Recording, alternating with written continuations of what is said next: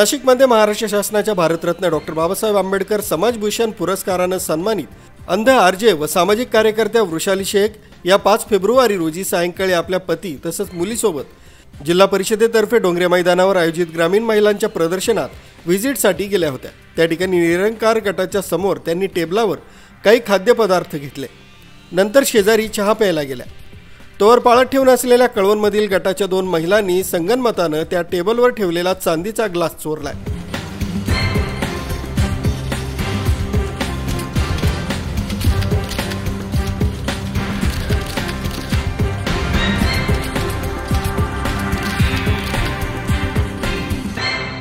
तसंच दुसऱ्या दिवशी म्हणजे 6 फेब्रुवारी रोजी स्टॉल सोडून गावाकडे पोबारा केला।